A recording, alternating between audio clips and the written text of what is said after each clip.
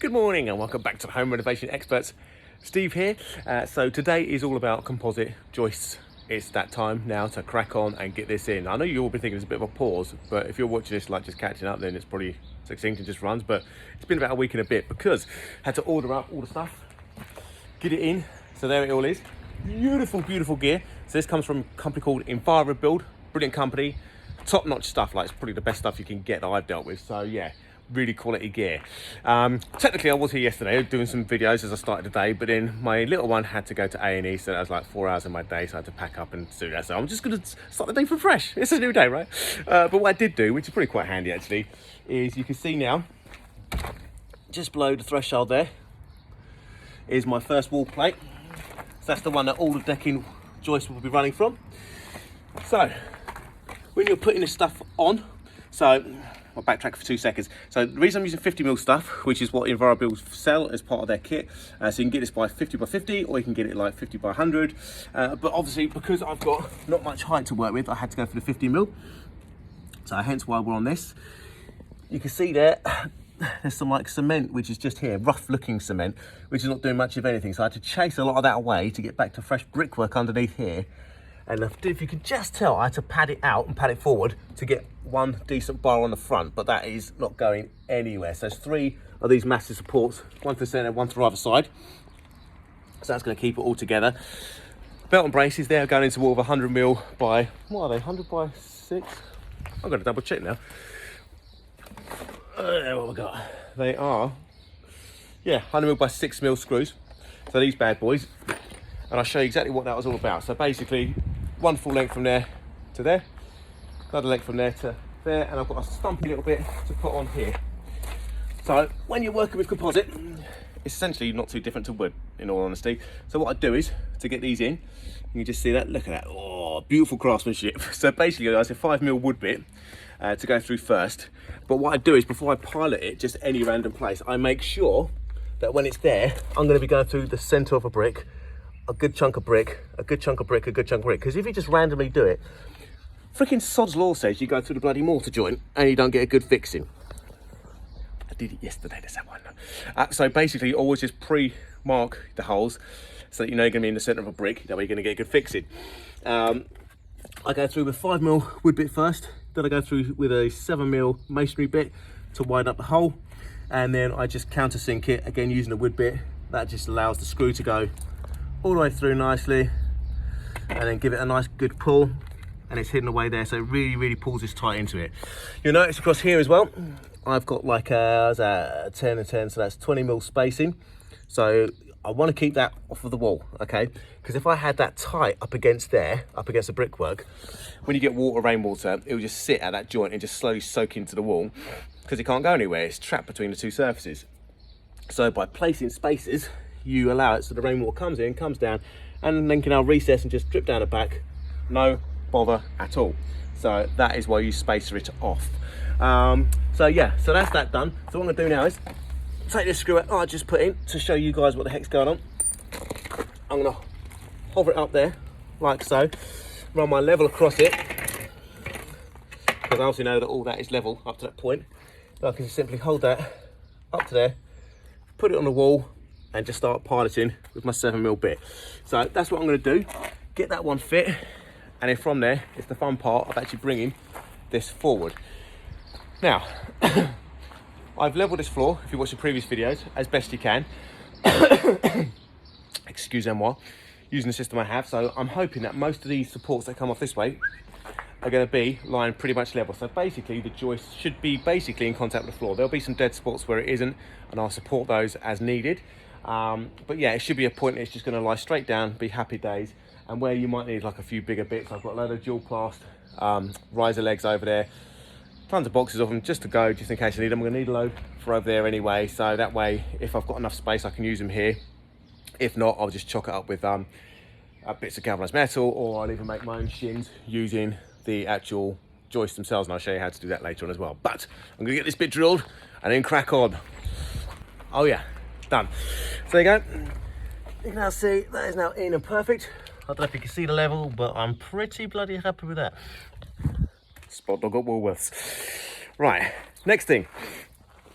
playing out exactly where you put your joist and all that kind of jazz, okay? So, as you can see, I brought in one of the boards because I fancied it.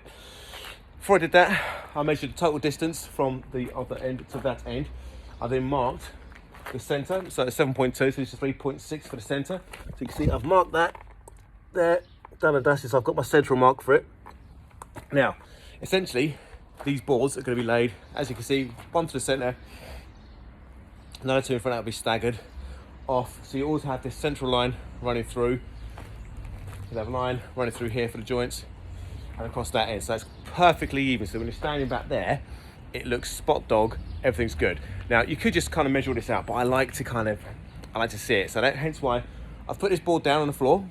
I've marked 2 meters because it's a 4 meter board. I've marked my 2 meters mark through the center there, lined it up with my central mark on the wall. So I now know that that is perfectly in line with that. That is my central mark. I then also double check the measurement off of that fence to the end of the board, and vice versa from there to there, and it's spot on 1.6. So I now know that is where my board is going to lie. That is perfect. Now I'm going to have essentially 3 joints because there's going to be a joint there between that one and the next one. So I need double joist support here. Through the center, you're going to have where these 2 boards meet up, the next one coming off that way and that way. So I'm going to want double joist support here, and the same applies through here. So essentially what that means is, let me show you using this tiny offcut example. At the end of every board, you want to make sure it's supported. So essentially, I will put a support there. So you can see less than 50mm overhang according to the manufacturer. So there'll be less than 50mm across for there for the bounce. Another one coming off of here, and that'll run all the way through, which then means no matter where I put my board, I've got a finish point which is going to support it, so you don't end up with any like end of board bounciness and stuff like that. Okay, always read the manufacturer's instructions and follow it. So that is what I'm going to do now, is basically get these double bits in, cut and sorted, and then I'll show you what happens next. Right, so what I did was I marked my 1.6, so where the board was sat there, I marked my 1.6 mark through the center there on the board. I then got joist hangers up against each other tight, pinned them on that pencil mark, so through there is basically exactly where this is going to sit. I then use a teeny tiny little pilot, and I don't go all the way through, just to nip it just a bit in, so just holding it in place, tiny, going about 5-10mm or whatever, just to kind of get you started. Grab a screw, put it in, zip it. So now, and once I've done one side, I then just make sure, get my little template in there, and you can see that's beautiful, flush through, and this one is exactly the same, beautiful and flush. Now obviously, these joist hangers you can just see are a bit taller. Don't worry about that. Don't worry about it at all. They're the closest I can find. So they're 50 by 65. So 50 wide, which is the same as my joist. 65, so 50mm too tall. It's the closest, it's the best I could get. So, but it doesn't matter, because what I'll do is, once it's all in, I'll just run around with my baby little, like 5-inch disc cutter, zoom, take the tops off, flushes anything. And because it's thin metal, it'll cut through within seconds. So it's a nice quick job just to flush through, do the lot. Joist hangers are the best way to go with this stuff, because if you just try and drill sort of through and in, these, it's just going to be better by a long shot. You know, because basically your joints will just sit across here, like so, like that, all the way through. It'll be exactly the same the other end. So it'll be one long one, runs across there, joist hangers on, secured, done. And like I said, once I've kind of got this framework basically built, I'll then chock it wherever I need to in certain places. Happy days. First I've done that one, so that's where one of the double beats is going to be, through the joints. I'll now do centre one, and then the far end one, and that's those in place, ready to rock and roll. Oh yeah, love it. Beautiful day as well. Oh, it's looking good. And not just my reflection. The glasses are cool. There you go, see? Right, so there's the first one, very nearly in. So you can see, obviously, that makes sense now, double joisted up. So now it also have a hang there, which means not much of an overhang, which means it's gonna be plenty of support. There's not gonna be dippy ducky stuff. Now, as per manufacturer's instructions, because you want to do it right, there is, you can see there's a gap there, yeah? So what this is, I just found this thing. Basically, this is 10mm wide, okay?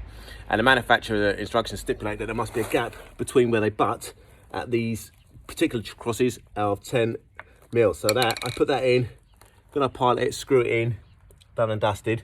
So I now know that's exactly 10 mil.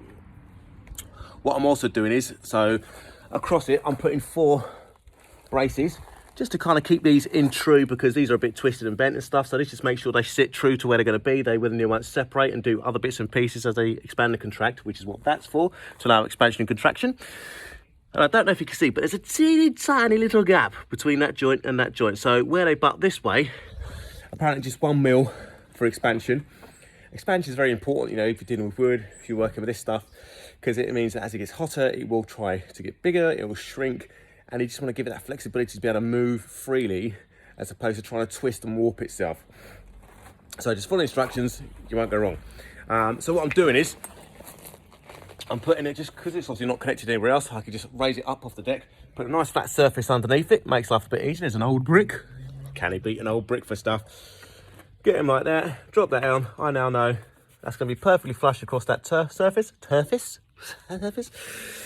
It was a long day yesterday at hospital. I've marked off, so these are all equally. So this is 570 to every point. On my drill, I have this. That's a bit messy. I should have cleaned my tools up before I started. There you go, see, look. So I got that. So literally, all I then do is go in. I won't go through the centre though, because if I go through the centre here and I go through the centre there, the screw's going to hit and that'll be a pain in the arse. So basically, I'm just quartering off, bottom quarter for this one, and I'll do the top quarter on the other side for that one. That way I know the screws are not going to impact each other. I'm using 80 mil bits. So basically, you know, you're definitely going to go through, well, you can see. So there you go. So you go all the way through that one and then to that. Once it's piloted, I will then just drop a mil spacer in between it. I'll then send the screw through, tighten it, and then just pull the screw back a little bit, just so I can wiggle this out. And then I know that's my mil spacer done and dusted. So there you go. I'll explain in a minute, once I've had a bite to eat, because I'm starving, why I'm doing these all first, going through.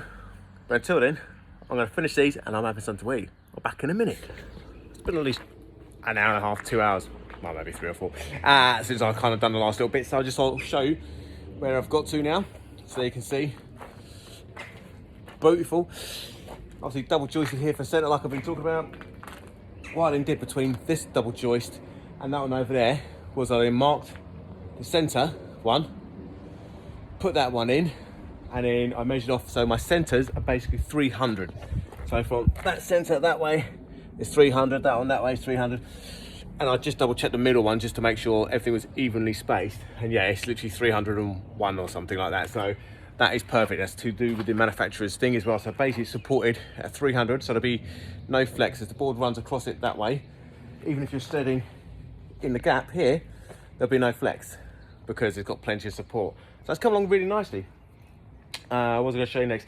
So when you join these, this is how you do it. So I've got a join to do from there, going all the way across into that corner, which, Blue Peter, I've got one here. I generally do 3 holes in each one. I'll do 1 high, 1 low, and then 1 sort of through the centre. That wasn't a good example because I messed that one up. But basically, I generally do 1 to the sort of middle, 1 at top, 1 at bottom. And what that does is if you put them all through the centre, say, the pressure point is just through the centre of the joint. So it basically means that all the pressure's on there. Whereas you put 1 at the top, 1 at the bottom, 1 there, you're just getting a stronger fixing, which then means it's less likely to sort of pivot between a joint. It's silly, all these little things, but what you're doing is you're building strength, okay? And that's what you want to do. So like, however weak this may be at the minute, which it isn't, but like it's gonna have noggins going through the center, which will keep it pinned. Once you've got the weight of the what do you call it, composite on top, and the way that that's pinned in, you're basically creating like a full deck that is just completely secured in every possible way. Obviously anchored to the wall, so it's never going to go anywhere. It's absolutely perfect. And the thing is, like all the prep work I did in the previous videos to get this basically level, there's a few bits that aren't, but it basically is there. It means this lying on the floor, well, there's no flex on that. No flex, nothing at all. So I'm very, very happy. It's worked out quite nicely, that having to be that low. So great. So I'm going to crack on. I'm going to put that joint across there like that, get that to the end, and then I'm going to finish. You can just see. Got my next roof, what do you call them?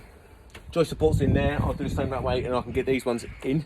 I'm not going to cut my noggins yet. What I want to do is I'll get the straight ones all done across there, and I'm going to come across here, put the double joist in across for this one, put all these in, and then I'll double check my materials to make sure I've got plenty, which I should do, because that will then decide how much I need to do up there, and then I can use as much as I want to for then the noggins going through as well.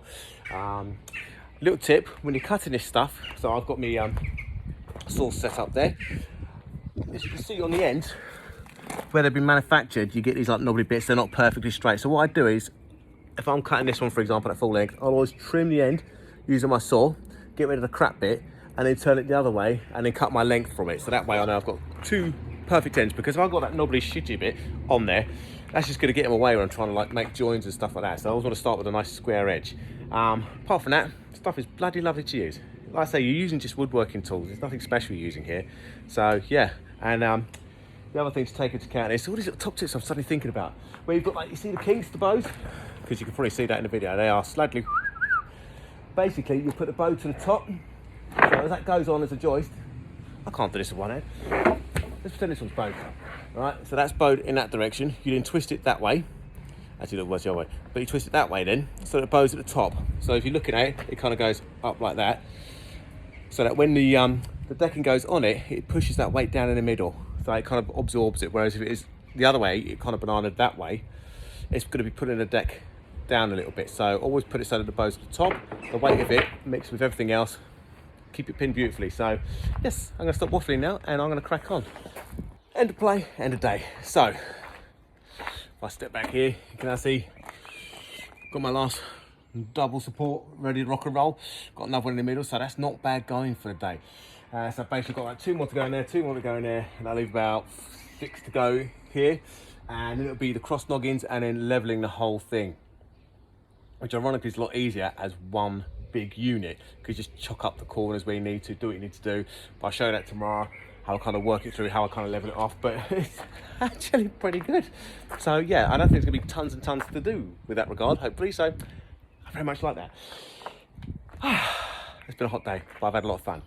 My back will be slightly sore tomorrow with all the bending over, but apart from that, no complaints. So if you like what you've seen, don't forget to like, subscribe, hit the bell icon, and any questions, ping them to me. I should get back to you. And apart from that, have a good one, and I'll see you tomorrow.